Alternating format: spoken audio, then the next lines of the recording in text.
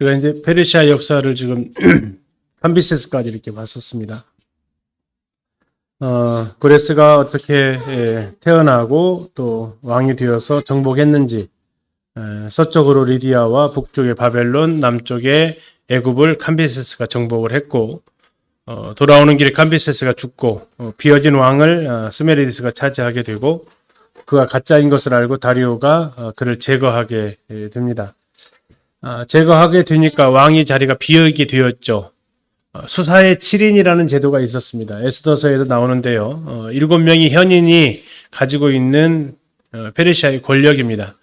이 권력 때문이기도 하고 바벨론의 왕권에 비하면 페르시아의 왕권은 약간 약했다고도 하죠. 바벨론은 그냥 임금이 내리면 조서는 무조건 실행이 되고요.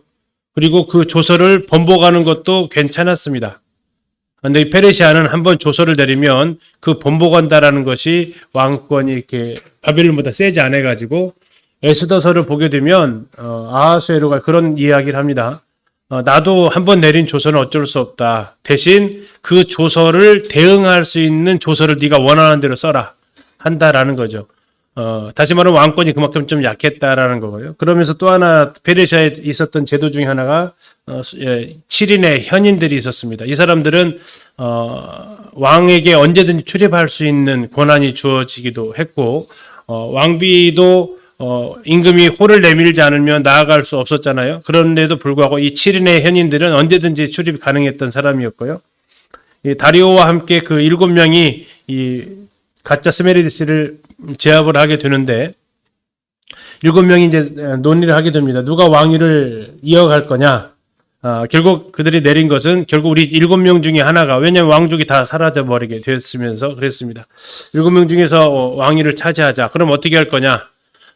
이제 그러면서 7명 중에 한 명이 나는 빠지겠다. 대신 누구든지 6명 중에서 왕이 되면 나를 건들지는 마라. 내가 편안히 노후를 보낼 수 있도록 보장해 준다면, 그 중에 가장 어른이었습니다. 나는 여기에서 더 이상 뭐 왕이 된다거나 그런 욕심 부리지 않겠다. 그러면 자연스럽게 6명으로 모아지게 됩니다. 그 6명이 논의를 하게 됩니다. 자, 왕은 어쨌든 하늘에서 내려야 된다. 결국 그러면 우리가 뭐 이렇게 지목할 수 있는 것도 아니고, 뭐 6명이 투표할 수 있는 것도 아니고, 하늘에서 내리는 왕을 알아보자. 어떻게 알아볼 거냐? 그들이 내린 결론은 그렇습니다. 아침에 일찍 우리 6명이 말을 타고 출발을 하자. 그리고 계속해서 동쪽을 향해서 달려가자. 그러면 이제 동쪽에 해가 떠오를 거 아닙니까? 떠오르는 태양을 향해서 우리 중에서 누구 하늘이 택한 그 사람의 말이 앞발을 들고 포효를 하게 되면 그 사람이 하늘에서 지정한 왕으로 인정해 주자라고 결론을 내립니다. 어때요? 좀 멋있나요? 6명이 쫙 달리다가 해가 쫙 떠오를 때 그냥 앞발을 확 들고 포효를 하게 되면 당신이 그렇게 했구나라고 인정을 하자라는 거죠. 그래서 6명이 이제 정해진 시간에 출발을 합니다. 그런데 이제 6대의 말이 쭉 달려가는데, 태양을 향해서 달려가는데, 그 중에 이제 한 말이 앞발을 확 들고 울부짖었던 거죠. 그 말의 주인이 누구라고요? 저 다리오 1세였다라는 겁니다. 근데 이제 그 뒤에 비하인드 스토리가 있는 거죠. 이 다리오 1세가 하나의 그 수작을 부리는 겁니다. 자기 마부에게 시켜서 어느 정도 달릴 때쯤 거리를 두고 이게 지금 순말이었던 것 같아요. 이 암컷말에 오줌을 찌끄려라 라고 하는 거죠. 그래서 이제 이 다리오가 탄 말이 결국 태양을 보고 앞발을 든 게 아니라 암컷말에 그 오줌, 그래서 거기에서 발정이 나가지고 이제 앞발을 들었던 거죠. 비하인드 스토리는 그렇다고 합니다. 아무튼 뭐 그것을 나머지 사람들 알 리가 없고, 결국 다리우스가 황제로 등극을 하게 되고요. 정통성의 문제 때문에 고레스의 딸들을 취해서 아내로 삼으면서 부족한 부분을 채워나가게 됩니다. 그리고 이가 스룹바벨가 지나면서 이 사람이 왕이 됐다는 것을 알고 이스라엘 스룹바벨이 이 사람한테 와가지고 이제 부탁을 해서 다시 성전을 재건할 수 있는 허락을 얻어내게 되고, 그리고 나서 성전이 드디어 516년에 완공이 되는 거죠. 그러니까 다리오 왕의 재위 기간에 성전이 완공이 되는 겁니다. 자, 그래서 다리오는 여러 가지 많은 업적들을 세웁니다. 그 큰 땅을 다스릴 수 있는 효율적인 제도를 그가 끌어가게 되는데요. 나라를 20개로 나눴다고 했습니다. 다음에 총독을 두고 세금 정책을 하고 과세를 물리고 다음에 화폐를 주주하고 심지어 국민들 사이에서는 그를 이렇게 장사꾼이라는 별명을 들을 정도로 아주 경제력으로 이렇게 부한 나라를 가지게 됩니다. 우편 제도도 실시를 하고요. 또 지금으로 말하면 고속도로를 닦습니다. 근데 그 거리가 장장 2,700km입니다. 이 어디서 어디까지냐? 수사에서 이거 페르시아의 수도고 사대는 아까 리디아 왕국의 크로이소스가 다스렸던 나라의 왕도죠. 지금 화면에 이제 보시면 여기가 이제 수사고요. 다음에 여기가 이제 리디아 사대입니다. 여기까지 이 길을 2,700km 이 길을 누가 닦았다고요? 바로 이 다리오가 닦아나게 됩니다. 그리고 이것을 가장 잘 활용한 사람이 아하수에로 왕이죠. 그의 아들. 그래서 유대인을 죽이라는 하만의 조서를 전국 방방곡곡에 뿌릴 수 있었던 그 가능했던 일이 바로 아버지가 닦아놓은 이 왕도가 있었기 때문에 가능했던 거고, 나중에 또 로마는 또 이 길을 더 확장을 하게 되고, 아무튼 이렇게 되어지면서 나라를 체계적으로 다스릴 수 있는 그런 일들을 하게 됩니다. 그러나 그가 이제 결과적으로 패착을 한 것은 그리스와의 싸움이었습니다. 여기가 이오니아라고 하는데요. 이 터키 땅의 왼쪽 지역입니다. 터키 땅 왼쪽 지역. 지금 별 빨간색 많이 들어가 있죠. 이쪽 지역이 이제 페르시아의 땅이었는데 그리스 쪽에서 여기를 지금 넘보게 됩니다.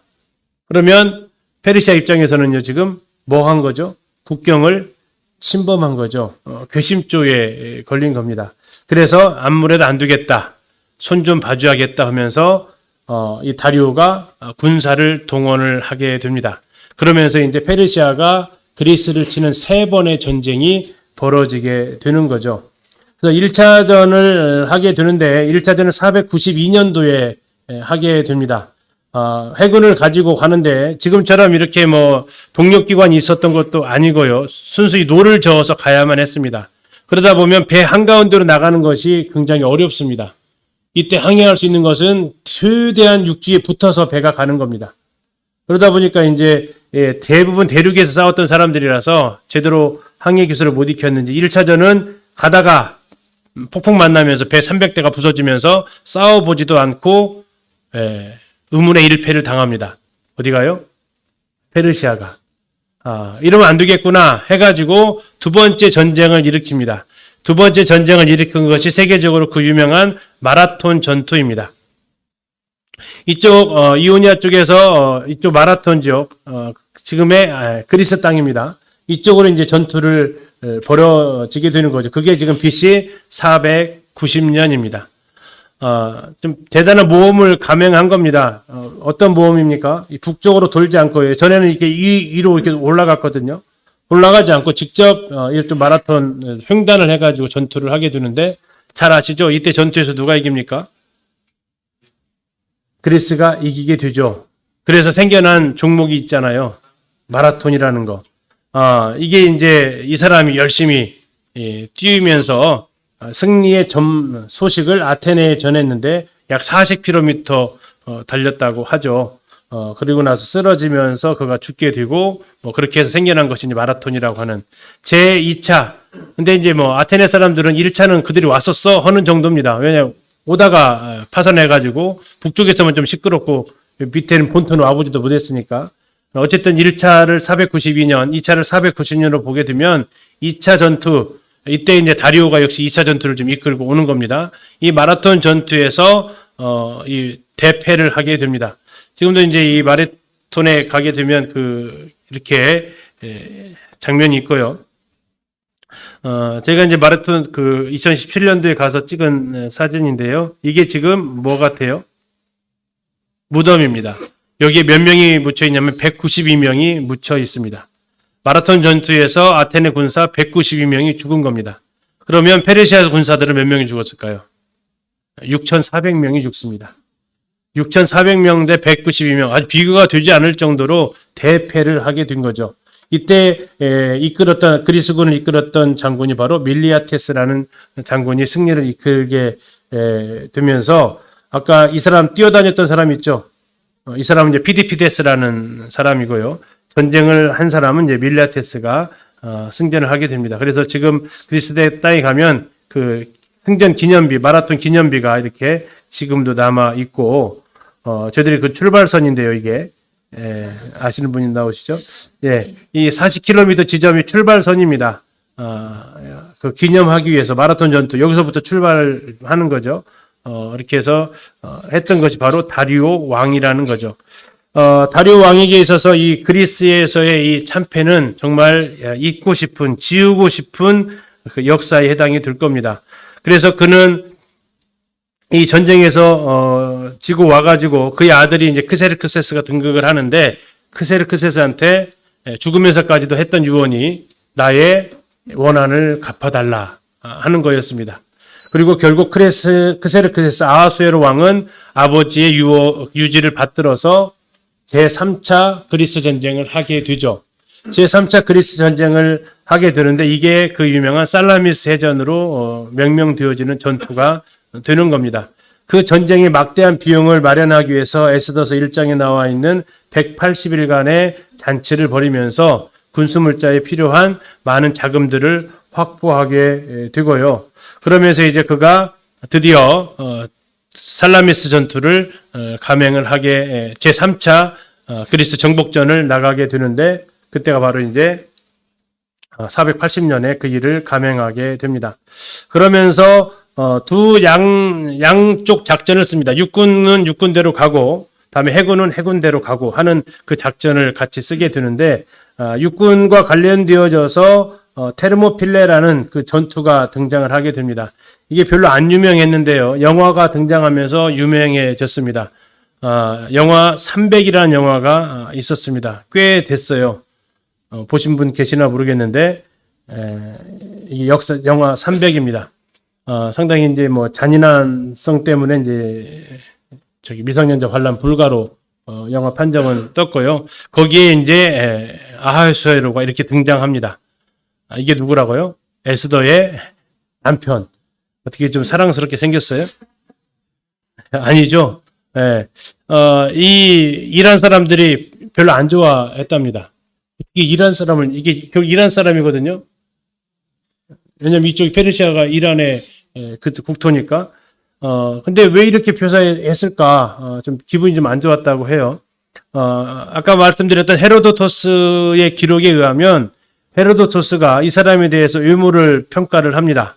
근데 이렇게 평가를 해요. 크세르크세스는 훤칠한 키에 잘생긴 인물이었다. 수많은 남자들 가운데 외모와 풍채로 말하자면 크세르크세스만큼 사람의 마음을 사로잡는 이는 그 누구도 없었다. 근데 앞만 봐도 사람의 마음을 사로잡을 모습은 아니고 오히려 왼쪽에 있는 레오니다스라는 스파르타의 장군이 그 초콜릿 볶음 보세요. 하면서 사로잡는 거죠. 그 영화 포스터에 나와 있는 거 아까 이제 스파르타를 상징하는 동물이 뭐라고 그랬어요? 양. 자, 지금 이제 영화의 한 장면인데요. 양 보이세요? 이 영화의 장면을 지금 캡처를 한 거예요. 이렇게 두 양뿔 나와 있죠. 이 영화 만든 사람이 뭐 그리스도인 아닙니다. 그런데도 이건 이제 문헌에 나와 있는 거죠. 그래서 순양이다라는 것이 페르시아다, 메데와 바사 제국이다라는 것이 고증이 된 겁니다. 이렇게. 그래서 이렇게 보니까 양 같지 않죠. 굉장히 무서운 동물 같아요. 순한 양 이미지는 없는데 아무튼 이렇게 되어지면서 이 아하수에로가 다리우스의 아들입니다. 그래서 아버지가 승리하지 못했던 그 전투를 이끌게 되는데 이때 이제 역사적으로 잘 알려진 스파르타의 전사들이 이 육군들을 막아내는 곳, 이곳이 어디냐면 테르모필레라는 곳입니다. 지금은 바다가 아닌데 그때 당시는 바다였고요. 수많은 군인들이 이 좁은 협곡을 지나간다는 것을 알고 스파르타의 군인들 300명을 데리고 여기에서 전투를 합니다. 물론 영화에서는 스파르타 300명만 나오지만 그 이쪽의 군사들 테베에서 약 400명 정도 해가지고 700명이 7일 동안에 이 전투를 막아내게 되는 거죠.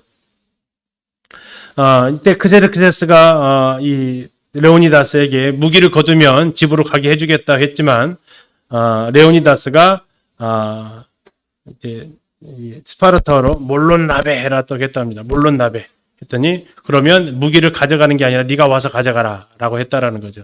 네가 와서 가져가라. 그러니까 어떻게 해요? 싸우자라는 거죠. 이쪽에 이제 테르모필레에 그의 비문이 있습니다. 이게 지금 이제 비문이 밑에 이렇게 써 있는데요. 이 비문에 보면 여기에 있는 글자를 헬라어로 기록되어져 있는데 이렇게 써 있습니다. 나그네여 스파르타 사람들에게 전해주오.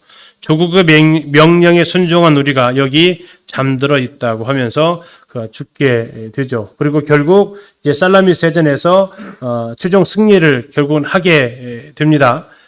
이게 이제 살라미스 해전과 관련되어 있는 사건이죠. 이렇게 되면서 세 번에 걸친 페르시아의 그리스 침공은 실패로 마무리되게 됩니다. 전쟁에서 한 번 지면 그 여파는 상당합니다. 더군다나 원정길에 가서 졌기 때문에 그 여파가 상당했고요. 페르시아는 그 뒤로 사양길로 내려가게 됩니다. 그렇다면 그리스 쪽은 어땠을까요? 아주 이제 들뜬 거죠. 왜요? 당시 세계에서 최대 강국을 꺾었습니다. 그때 꺾었던 나라가 그리스 중심, 아테네 중심으로 그 승리를 거두게 되면서 헬라는 이제 흥이 돋아나게 되는 거죠.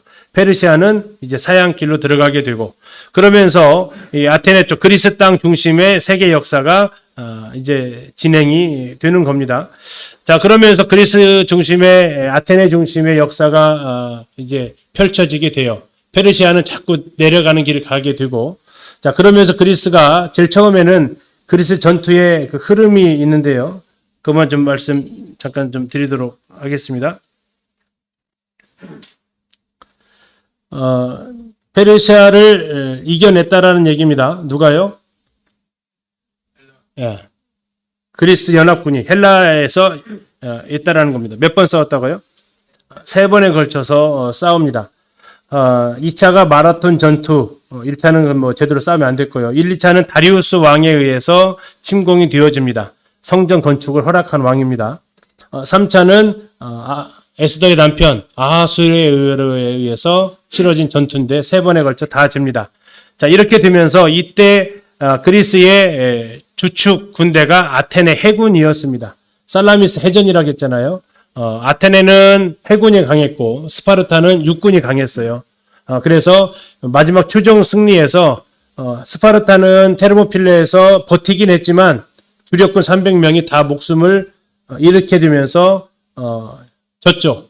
그러나 아테네가 이끄는 해군은 살라미스 해전에서 승리하게 됩니다.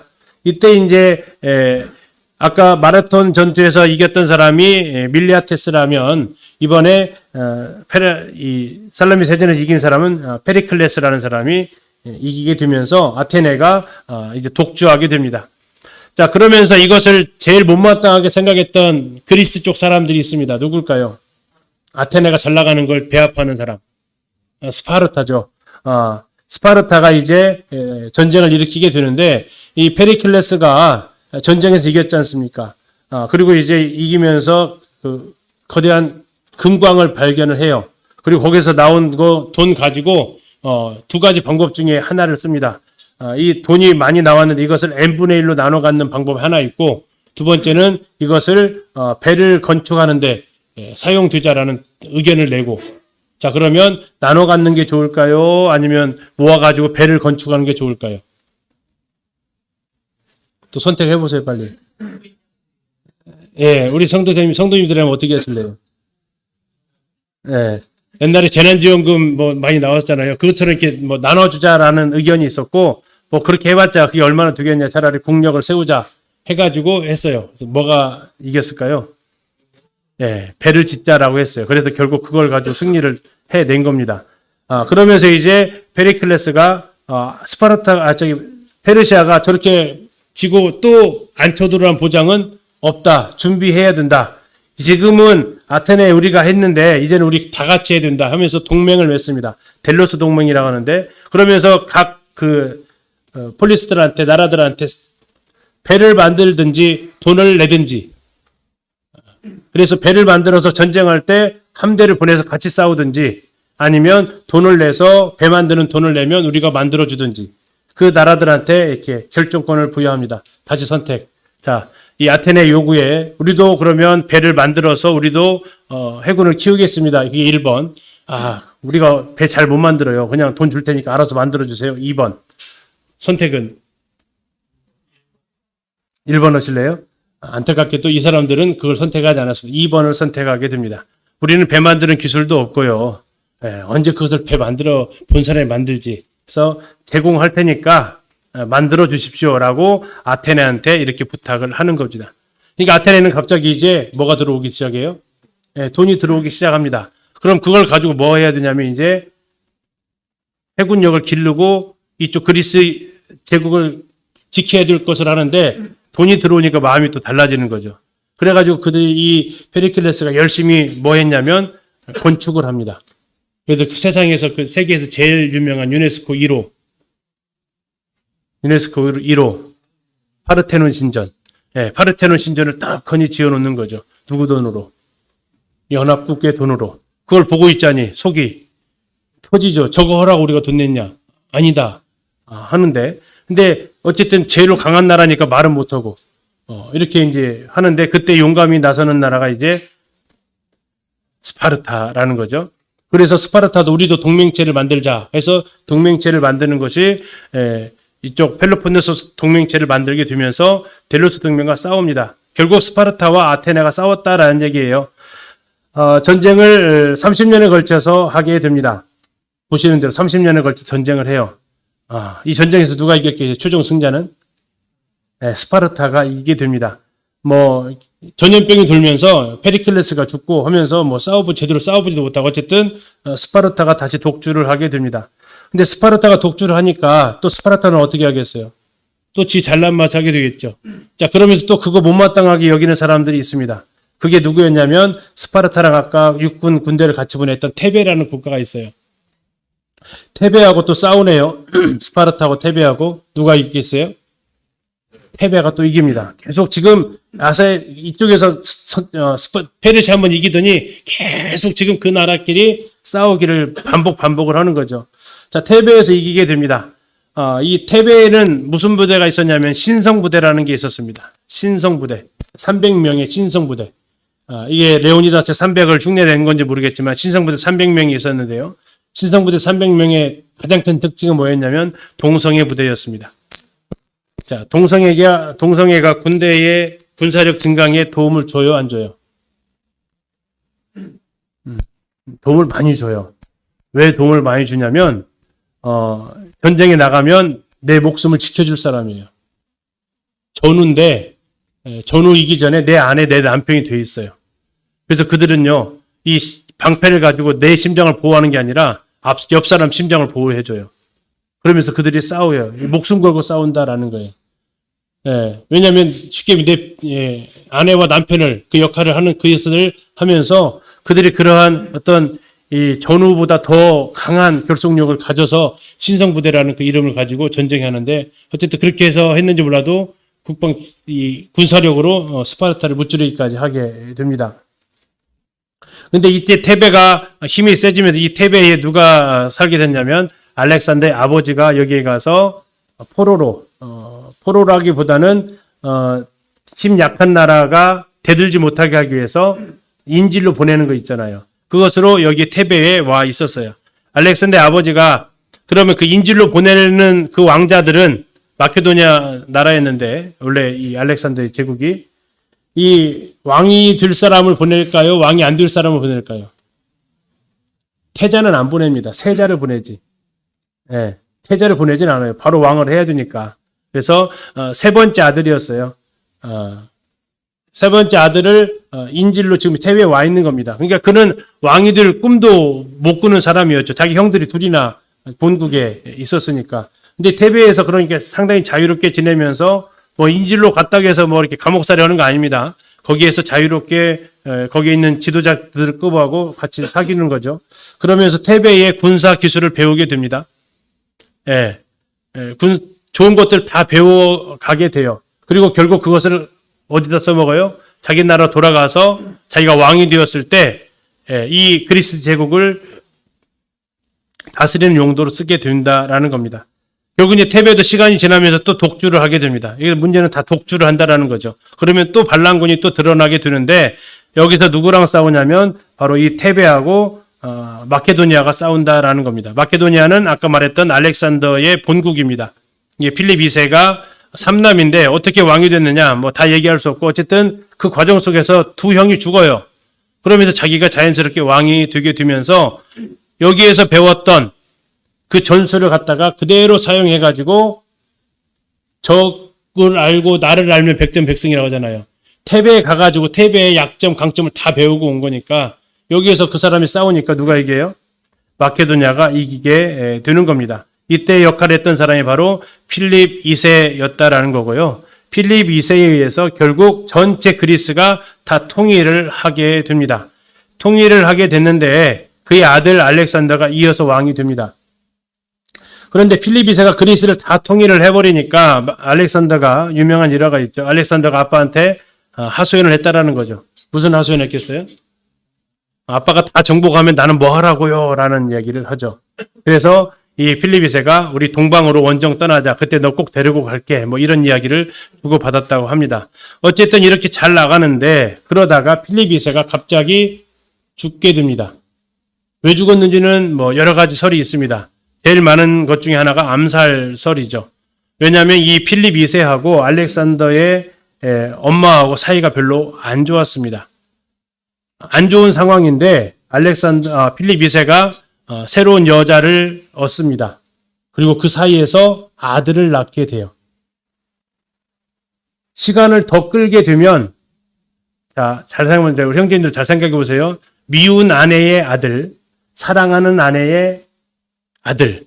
근데 미운 아내의 아들은 나이가 20살이, 18살, 20살 가게 됐고, 이제 사랑하는 아내의 아들은 이제 갓 어려요. 그러면 누구를 왕자로 삼고 싶어요? 속으로는 여기 사랑하는 애들. 근데 현실은 자, 그런 가운데서 이제 고민을 하게 되는 거죠. 그러면서 한 번에 걸쳐서 이제 약간의 다툼이 일어납니다. 이 알렉산더가 술 먹으면서 이쪽에 있는 그 자기 동생 쪽, 이복 동생 쪽, 그 외아라 이복 동생이 사돈이 되겠죠. 하여튼 조과가 복잡해지는데 그러면서 이제 우리가 엄마 쪽의 혈통을 따지는 거예요. 알렉산더의 그 엄마는 마케도니아 출신이 아니에요. 그 옆에 있는 나라의 신분이 그래요. 다른 나라예요. 쉽게 얘기하면. 그리고 지금 새롭게 얻은 아내는 마케도니아 정통 여자 출신이에요. 그러다 보니까 이제 그 마케도니아 그 알렉산더한테 딸을 준 그 아버지가 가문 있는 사람이었고 이야기를 하는 거죠. 뭐라고 얘기해요? 그래도 다음 왕은 엄마가 마케도니아인 이 사람에게서 나와야 되지 않겠습니까? 이런 식으로 이렇게 뭐 한 거예요, 지금? 도전을 한 거죠. 그 이야기를 들었을 때 알렉산더가 좀 참았어야 되는데 못 참습니다. 그래가지고 술잔을 들여다가 던져버려요. 누구한테? 그 알렉산더의 장인한테. 아니, 아버지의 장인이죠. 술잔을 던져버립니다. 그러니까 필립 2세가 어떻게 했겠어요? 이런 괘씸한 놈 하면서 엄마하고 알렉산더를 잠시 이렇게 귀양 보내듯이 보내버립니다. 뭐 이런 일들이 이제 벌어지고 그러면서 이제 이 알렉산더 엄마 입장에서는 시간 더 끌면 무슨 일이 벌어질 것 같아요? 왕위를 빼앗길 것 같은 건 둘째고 시간 지나면 죽어요. 그러면 결국 선택할 수 있는 방법은 죽느냐 죽이느냐. 자, 우리의 선택은 올림피아스라고 하는데 알렉산더 엄마가 올림피아스의 선택은 아마도 남편을 죽이는 방법을 택하지 않았나 싶습니다. 그러나 이것은 뭐 문헌으로 기록된 것은 아니고 정세상으로 그렇게 뭐 생각할 때 그렇습니다. 결국 필립 2세는 잔칫날 암살을 당하게 됩니다. 그리고 알렉산더는 갑자기 20살에 왕으로 등극을 하게 되죠. 이 그리스 땅을 마케도니아가 다 통치를 하게 됐는데 그 왕이 죽었어요. 그리고 20살짜리 애송이가 갑자기 왕이 됐어요. 자, 그러면 그 주변에 있었던 아테네, 테베, 또 고린도, 또 스파르타, 여기 있는 나라들의 선택. 1번. 자, 이참이다. 이제 독립 선언하자. 이게 1번. 2번. 그래도 새로운 왕한테 그대로 우리는 복종하며 살자. 자, 우리 형제 자매들의 선택은 1번. 예. 예. 그렇습니다. 똑같은 생각을 하셨네요. 그들도 동일하게 생각합니다. 야, 20살짜리가 왕인데 뭔 힘이 있겠냐. 우리가 이때 다시 독립을 하자. 그래서 독립선언을 합니다. 근데 그것을 알렉산더가 듣고 어떻게 했을까요? 놔주자 아니면 본때 보여주자? 본때 보여주자. 잘 맞추십니다. 자, 본때 보여주자 해가지고 출격을 하는데 그들이 생각했던 것보다 상당히 빨리 왔어요. 싸울 준비도 되지 않은데. 그래서 그냥 그들은 항복합니다. 이렇게 빨리 올 줄은 몰랐어요. 이 알렉산더의 제일 정예부대는 기병들인데 말 타고 오니까 얼마나 빨리 왔겠어요. 그렇게 해서 항복을 합니다. 그리고 이제 이 고린토스의 그 맹주 역할을 하게 되는데 또 반란 진화벌로 이쪽 다 밑에 지역입니다. 테베, 다음에 아테네, 고린도, 스파르타는 남쪽이에요. 또 반란이 여기만 일어난 게 아니라 저쪽이 또 일어난 거예요. 북서쪽으로. 거기서 반란이 일어나 또 가게 됩니다. 약간 숨이 좀 튀었죠. 그런데 들려오는 소문이 알렉산더가 죽었다더라라는 소문이 들려오는 겁니다. 그러니까 이들이 다시 어떻게 했을까요? 다시 반란한다 아니면은 일단 사실인지 확인한다. 갈리네요 이제. 자, 다시 반란을 일으키게 됩니다. 근데 그 소문이 헛소문이었고요. 알렉산더는 다시 이 사실을 듣게 됩니다. 이번엔 어떻게 했을까요?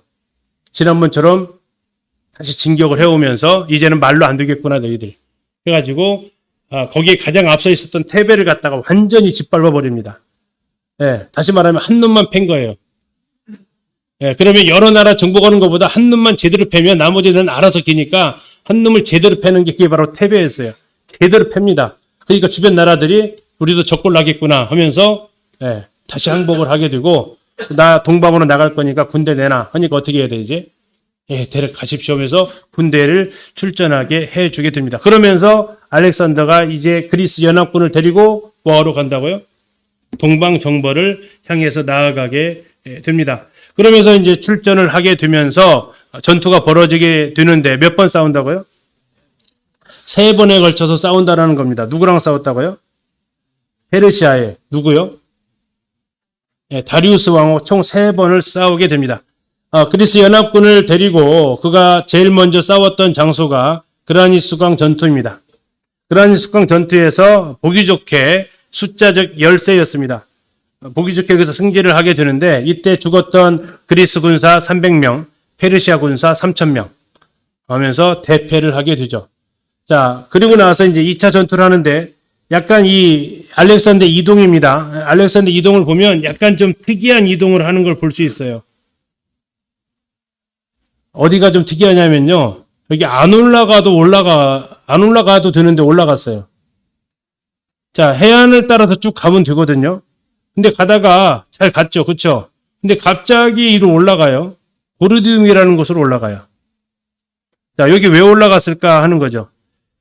혹시 고리디우스의 매듭이라는 거 들어보신 적 있으신가 모르겠습니다. 고리디우스의 매듭. 매듭이 풀리지 않는 매듭이 있었다라는 겁니다. 이 풀리지 않는 매듭이 있었는데 이 매듭을 푼 사람은 아시아를 정복한다라는 전설이 내려오고 있었습니다. 근데 이 매듭을 풀려고 해도 아무리 안 풀리는 거예요. 그런 예전에 경험해 보셨나요? 실타래 묶여가지고 안 풀리는 거. 뭐 그것처럼 정말 안 풀리는 거예요. 아무도 못 풀었어요. 그때까지. 근데 그 전설이 있는 걸 알고 있어요. 누가요? 알렉산더가. 그래가지고 갑자기 가다가 이리로 쭉 가면 되는데, 그죠? 이리로 가면 되죠? 근데 갑자기 이리로 올라가요. 어디로요? 여기 고르디스 있는 데로 올라가요. 가서 뭐하러 갔을까요? 매듭 풀러 갔어요. 풀었을까요? 못 풀어요. 어떻게 했을까요? 잘라버려요. 푸는 거나 자르는 거나 하여튼 매듭 하여튼 그 기둥에서 떨어져 버립니다. 그러면서 얘기를 하는 거죠. 뭐라고요?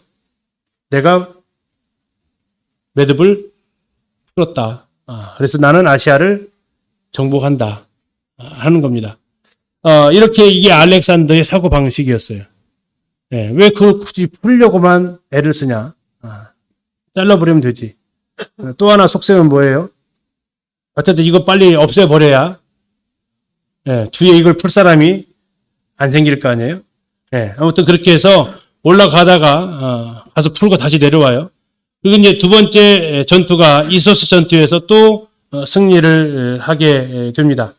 자, 이때 2차 전투에 페르시아 이 다리우스 3세가 지금 뭐 제국을 가지고는 4대 0이지만 자기 입장에서는 첫 전투에서 진 거잖아요. 자존심이 상할 대로 상했습니다. 대제국이 정말 아주 작은 군대한테 졌으니까요. 그러면 이 황제 입장은 2차전을 어떻게 할까요?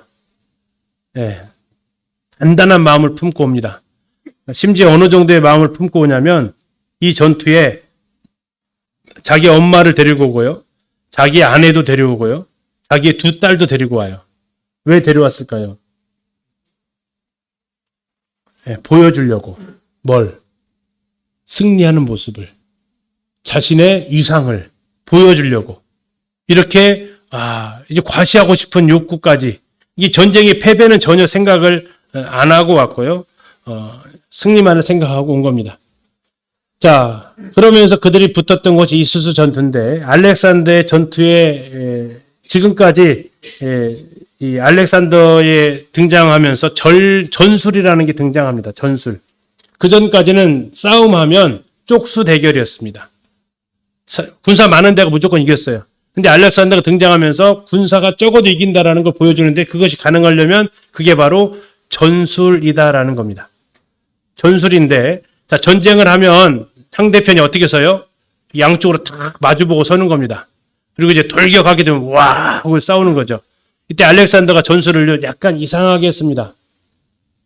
수평으로 서는 게 아니라 전방은 이렇게 보여주고 양쪽은 이렇게 대각선으로 서게 됩니다. 근데 대각선 선 것은 우리만 알지 상대방이 봐서는 멀리서 보기 때문에 어쨌든 다 수평으로 보여요. 자, 그러는 가운데 전투를 하게 되죠. 근데 이제 문제는 저쪽에서 달려오는데 분명히 적이 나타나야 되는데 봐도 안 나타나는 거죠. 이게 더 달려오게 되죠. 그러면 자연스럽게 저쪽 페르시아 군대가 어떻게 돼요? 선두는 정면에서 맞닥뜨려 싸우고 있는데 양쪽에 있는 군대들은 계속 내려가는 거죠. 그러면 군대가 지금 어떻게 돼요? 분열이 되는 겁니다. 자, 그 사이를 이게 앞으로 오고 양쪽이 내려가면서 이 사이에 벌어지는 틈이 생기잖아요. 그 사이를 알렉산더가 뚫고 들어가는 겁니다. 기병 가지고. 어디를 향했을까요? 본진을 향해 갑니다. 누가 있는? 다리우스 3세가 있는 본진을 향해 달려가는 거예요. 자, 이것은 전혀 예상하지도 못했던 다리우스 3세가 보니까 막 말 타고 오는 애들이 보이는 거죠. 그게 누구예요? 우리 군인은 자기네 편을 아냐. 알렉산더가 막 달려오는 겁니다. 뭐 어떻게 했을까요? 그의 선택은 싸우자 아니면 도망가자. 어찌 다리우스 나오세요? 다리우스의 선택은 일단 도망가자. 전 못 이긴다. 이미 군대들은 다 출동했고 뭐 소수의 호위 부대 정도 남아 있는데 저건 못 당한다 해도 도망갑니다. 근데 보니까 왕이 도망가요. 그럼 군사들은 어떻게 할까요? 같이 도망가야죠. 이건 이 정예 부대들이 아니고 용병들이란 말이에요. 그러다 보니까 왕이 도망간다라는 것이 보이니까 이들은 싸울 의미가 없어져요. 도망가게 되면서 역시 이번 전투도 누가 이겨요? 알렉산더 승. 근데 이 참 나쁜 놈이, 죄송합니다만 나쁜 놈이 도망가면서 아까 누구 데려왔다겠죠? 엄마, 아내, 딸 같이 도망갔을까요? 놔두고 갔을까요? 제가 나쁜 놈이라는 거 보니까 얘기 짐작하셨죠? 지만 도망갔단 말이에요. 그러니까 포로로 잡혀버렸어요. 얼마나 참 그쵸, 좀 거시기 하죠. 행색이. 자, 그런데 이제 알렉산더가 뭐 함부로 대하지 않습니다. 상당히 예를 갖춰서 대하고 잘 대접을 하고 나중에 그 중에 딸을 하고 결혼까지 해요. 아무튼 두 번째 전투에서 지게 됩니다. 그리고 이제 알렉산더는 더 동방으로 가지 않아요.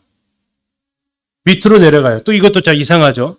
지금 고레스 3세는 다리우스 3세는 일로 내려갔거든요.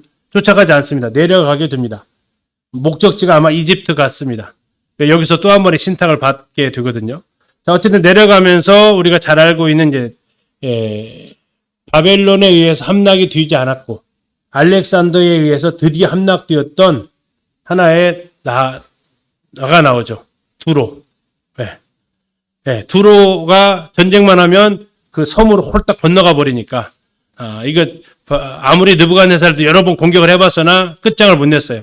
근데 알렉산더도 여기는 항복을 안 하니까. 다른 나라는 여태까지 오면서 안 싸워요. 다 항복해요. 다 항복. 왜? 페르시아가 지금 계속 분쟁이 일어나면서 못 살게 세금 자꾸 걷어가니까 민심이 안 좋아서 알렉산더를 이쪽 반란군 군대를 뭐라고 생각하냐면 자신들을 구원해주는 구원병을 여겼던 거예요. 그래서 다 성문 열고 반겨준단 말이에요. 그런데 이 둘은 안 그랬단 말이에요. 버티는 거죠. 근데 놔두면 어떻게 돼요? 다시 건너와서 자기 후미를 칠 걸 걱정이니까 어쨌든 해결을 해야 돼요. 여기에서 이제 어떻게 이 두로를 멸망시킵니까? 예, 지상에 있는 모든 돌 목재를 다 바다에다가 던져가지고 바다를 메워버립니다. 대단하죠, 어쨌든. 예. 그 메워버려가지고 거기를 가지고 함락을 시키는데 7개월이 걸렸다고 하죠. 예. 이 가장 많은 시간을 정복하는데 걸렸던 것이 이제 두로입니다. 그리고 더 내려와서 가사에서도 또 저항을 합니다. 여기서 또, 한 2개월 정도 다시 정복을 하게 되고, 이집트 가가지고 여기에서 시와에서 신탁을 받게 되는데, 이제 이 사람이 바로 신의 아들이다라는 이런 신탁을 하면서 이 이집트 사람들도 알렉산더를 정복군주로 받들어 모시게 됩니다. 그리고 전쟁도 없이 쭉 또 올라갑니다. 그리고 올라가면서 도시 하나를 세우게 되는데 바로 알렉산드리아. 알렉산더 자신의 이름을 따서 세운 도시가 알렉산드리아죠. 나중에 이제 이 도시가 로마 시대에는 제2의 도시 정도 될 정도로 굉장히 부흥한 도시가 됩니다. 자, 이렇게 올라가다가 이제 또 만나는 곳이 예루살렘 이스라엘에 가서 한 사람을 만나게 되는데 대제사장을 만나요. 대제사장을 만나는데 야뚜아라는 사람이었습니다. 이 알렉산더가 대제사장을 보더니 누가 누구에게 절을 해야 될까요? 누가 누구에게 절해요? 예, 당시 제사장이 알렉산더 왕한테 절하는 게 맞은데 알렉산더가 내려서 예를 표하는 겁니다. 왜 그랬을까요? 예, 알렉산더가 전쟁을 나오기 전에 꿈을 꾸게 됩니다. 꿈을 꾸게 되면서 그가 전쟁을 하게 되면 승리할 것을 예언을 해주는데 그 사람 옷차림하고 지금 자기 앞에 있는 사람 옷차림하고 똑같은 옷차림이에요. 그러니까 알렉산더가 내려가지고 예를 표하고 가게 됩니다. 그러면 이 알렉산더 전쟁에서 이스라엘은 피해를 봐야 안 봐요? 전혀 안 보죠. 왕이 와서 예를 표했는데 뭐 누가 나중에 해코지를 하겠어요. 그런 일도 어쨌든 있었고요. 자, 그러면서 결국 이제 세 번째 전투로 가게 되는데 가우가멜라 전투입니다. 여기에서 이제 마지막 전투를 다 하게 되는데 여기에서 다리우스가 또 한 번 전쟁에 지게 되고 또 도망갑니다. 참 그래 어쨌든 끝까지 싸워야 되는데 그리고 나중에 이 도망가는 장면은 이렇게 벽화로까지 남아 있기도 하고요. 아무튼 이렇게 하면서 세 번에 걸친 전투에서 전부 다 지게 되고 나중에 이 다리우스 3세는 이쪽에 있는 이 박트리아 쪽에서 박트리아 태수에 의해서 죽임을 당하게 되고 알렉산더는 겨우 그의 죽은 모습만 확인하게 되면서 이 전쟁의 페르시아 정복의 전쟁이 끝나게 됩니다. 기뻤을까요? 허무했을까요? 약간 허무했습니다. 무엇을 받고 싶었냐면 항복을 받고 싶었어요. 그리고 이제 다리우스에 의해서 공식적으로 알렉산더가 이쪽에 왕으로서 등극하기를 바랬는데 그래서 약간의 이렇게 비하인드 스토리를 보게 되면 이때 또 알렉산더가 하나를 또 위조를 하신 것 같아요. 다리우스 3세가 왕위를 넘겨줍니다라는 식으로 이게 정사는 아닙니다. 어쨌든 근데 아무튼 그렇게 하면서 결국 알렉산더에 의해서 페르시아가 다스리던 이 모든 땅이 알렉산더한테 다 접수가 되게 됩니다. 자, 알렉산더는 계속해서 정복을 하고 싶은데 더 가고 싶은데 군사들이 더 이상 못 가겠다고 이야기를 합니다. 8년 됐어요. 집 나온 지. 집에 가고 싶었겠잖아요. 그리고 얼마나 많은 사람이 어쨌든 전쟁하면서 죽었겠잖아요.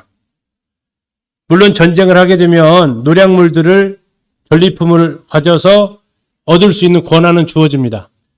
근데 그게 써먹을 때가 있어요, 없어? 솔직히 말하면. 8년간 계속 전쟁하고 다니는데 그걸 언제 써먹어요? 1억인다건들 그 돈 쓸 데가 없으면 그건 숫자에 불과하잖아요. 이거 가지고 집으로 돌아가야 땅도 사고 집도 사고 뭐 할 텐데 계속 전쟁하자고 하니까. 근데 더 이상 군대들이 안 간다고 하니까 알렉산더도 못 가는 거죠. 서서히 분위기가 좀 안 좋아지기 시작하니까 상태도 안 좋고 그래서 결국 더 감행하지 못하고 돌아서게 되죠. 그렇게 해서 이제 바벨론에 도착을 하게 되고 여기에서 이제 그가 죽음을 맞이하게 됩니다. 그러면서 너무 빨리 죽었어요. 문제는 뭡니까? 후계자를 못 세웠다라는 겁니다. 얻은 땅은 이만큼 큰데요. 이 나라를 누구한테 줄 계획을 못 세웠어요. 죽었습니다. 죽은 이유가 뭐냐? 세 가지 설이 있습니다. 첫째는 암살. 부하 중에 하나가 이대로 놔뒀다가는 또 전쟁 나가서 할지 모르니까 이참에 그냥 돌아가셔야 전쟁 끝난다 해서 죽였다라는 설. 두 번째, 알코올 중독설. 얼마나 가고 싶었는데 못 갔으니까 속상했겠어요. 그러면서 술을 많이 드셨대요. 근데 보통은 희석을 해서 술을 드시는데 희석하지 않은 독한 술을 계속 드셨나 봐요. 그래서 죽었다라는 설. 세 번째는 풍토병 걸려서 죽었다라는 설. 말라리아 모기 물려서 아마도 죽었다라는 설. 뭐 이렇게 죽었다라는 설 자체가 있다라는 것은 뭡니까? 그의 죽음이 편안하지는 않았다라는 거예요. 결국 33살에 세계를 다 정복했지만 그는 아무것도 가져가지 못하고 그 낳은 나라마저도 자기 자식에게 주지 못하죠. 근데 이게 성경에 예언이 되어 있었다라는 거 아닙니까? 자, 그 부분만 잠시 보고 필라는 마무리하도록 하겠습니다. 자, 다니엘서 8장입니다. 아까 우리가 어디까지 봤냐면요. 여기까지 봤어요. 여기까지 4절까지 봤어요. 4절까지. 5절 보시면 내가 생각할 때에 한 순념소가 누구라고요? 헬라입니다. 헬라. 왜 순념소가 헬라냐면 지금 이제 이번에 성기답사 가면 거기 가게 되는데 베르기아라는 곳이 있습니다. 베르기아 옆에 있어요. 베르기아라고. 거기에 보면 거기 지명이 아이가이입니다. 아이가이가 뭐냐면 순념소입니다. 이 아이가이 지역을 가게 되는데 바로 거기에 누가 있냐면 필립 2세의 무덤이 있습니다. 결국 이 아이가이 순념소 헬라 이것은 그냥 그쪽 지역에서는 다 아는 말이에요. 마치 순양하면 페르시아, 순념소 하면 헬라, 필립 2세 다 연결이 되어져 있다는 얘기입니다. 그래서 순념소가 헬라의 상징이에요. 자, 서쪽에서부터 왔다고 합니다. 맞습니까?